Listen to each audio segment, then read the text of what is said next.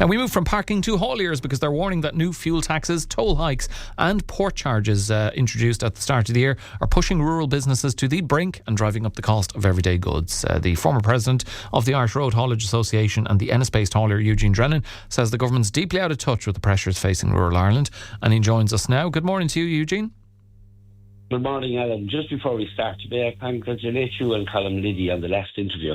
I was trying to get ready for the few words I had to say to you now, and I couldn't get away from the story he was telling. He tells history with such a lovely ease, and the story of O'Connell, it was marvellous, and it was such a huge event at the time, and one of the few times we really see democracy working. It must have been tumultuous of its times.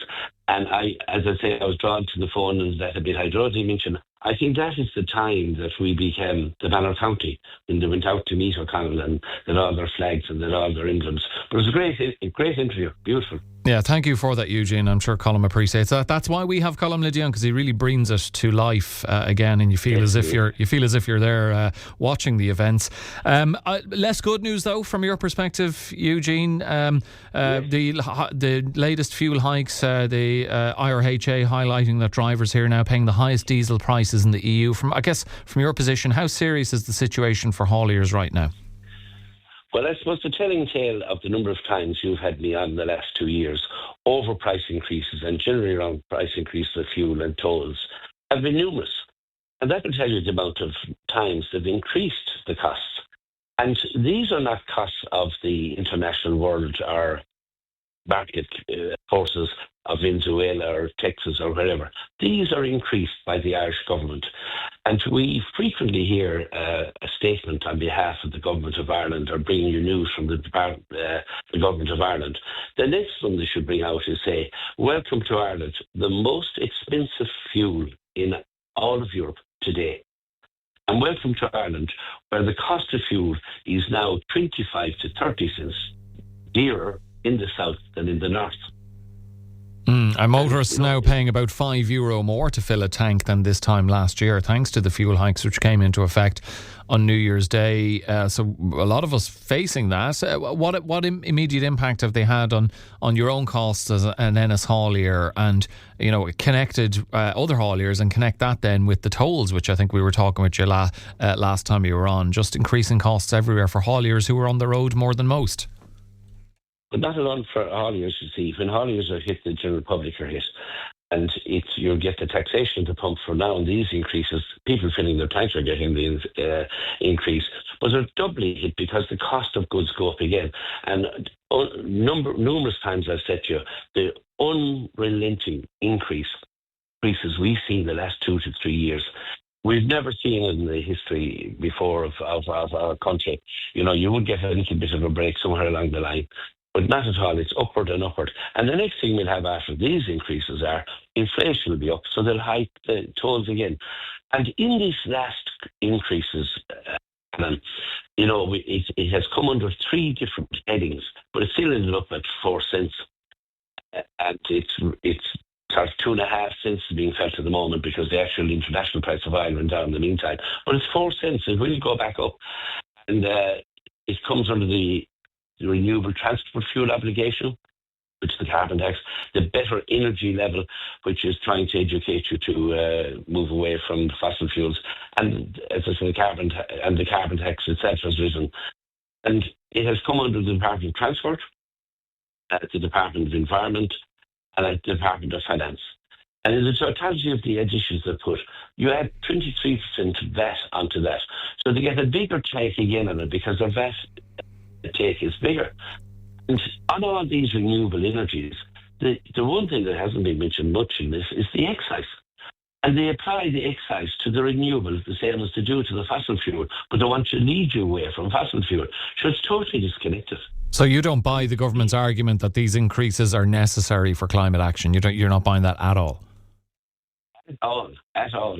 Because there may be some actions required, but this is too much, too high. There is another big issue to this. And people have to have a reasonability of life. They have to get from A to B. Rural Ireland, you have to get into wherever you wish to go to, whether it's to Mass or the post office, just to work. And it's not happening. And the policies they're pursuing are the ones that we kicked the Greens out of office for. We said it's too much. It is too fast, too quick, and too high. And the Greens, like the leader of the Greens, had on to one seat in Castleknock by the tips of his fingernails. The party leader, Roderick O'Gorman, you're referring to. Roger O'Gorman, yeah, I couldn't think of his name there, Alan. And other than that, they're gone from Ireland because their policies were a failure and they were just too much. And lots of people, and including myself, realise we must go greener and we must do our best. But this insistence of huge increases of higher costs of not having fair play to people and their reasonable living standards is too much, and we put them out of office. And they still pursue because it was written into legislation. But they don't look at the other legislation that's already there. And there is a bill forever and ever in the government that is seldom used, and that is the unfair or the unseen consequences of any bill. If that pear-shaped society, if it's unfair to people, they can reflect it and they can change it. Now, there's a huge disconnect in government. They took 3 different departments to bring all these increases together on the one day. Eugene, I want to ask you about another significant part of the criticism from Hauliers, which is that rural Ireland is being unfairly impacted. So why do fuel taxes hit rural families harder than those in urban areas? Because all of imports, or the bulk of imports into the country, are through Dublin. You see, when the storm was last year and Holyhead went out, 26.2 million tonnes of freight comes through Dublin from Holyhead alone. So the further you're away into rural Ireland, the higher your cost is going to be. And policy of old, in fairness to the great social conscious Queen of Fall governments in the 50s and 60s, they took in the totality of all the cost to every part of the country. Whereas now when you put single line cost and you put a cost on fuel, the further away you are, the harder you're hit. Of course, and then you have the onward increases and increases and increases. And I'll read you a response we got from in some of our deliberations, and a response that came from the Department of Transport. And I'm reading this. This is a response from them. It's in public record, and in case you take a deep breath, that'll get you into any trouble. But it says, the Department of Transport stated that while taxation affects the final retail price of fuels, amendments to tax rates cannot fully absorb price shocks, given the large impact of the energy market embedded in costs, as well as pricing policies at wholesale at retail level. What a load of cobblers. What a load of hogwash. There is nothing to do with international markets and what's happened. It's purely Irish government man-made costs. So the Department of Finance, in the reply, they're not addressing the issue. But the government, but Eugene, the government is saying that higher transport costs are unavoidable in a competitive global economy. You're saying, Hauliers, that is, that they're making Ireland competitive. Who's right? Well, sure, this last set of increases is purely of the government making, nothing of international. Of course, if it's an international shock or fuel shoots up today and down tomorrow, we've had to live through this all through the ages. But an extra 4 cents and changing the price of fuel in Northern Ireland to Southern Ireland by between 25 and 30 cents is mayhem. It is total mayhem to the society. You may as well, the government of Ireland may as well put out a statement again today and say anybody in the line north of Sligo to Wicklow, it is now far cheaper for you to go and shop for your goods in the north. Food is less because of Brexit isn't as bad, and fuel is 30 cents less. Go and fill your car and take 10 or 15 gallons of good, proper jerry cans for transporting fuel, and take your fuel for the next week down here as well, because that's what's going to start happening.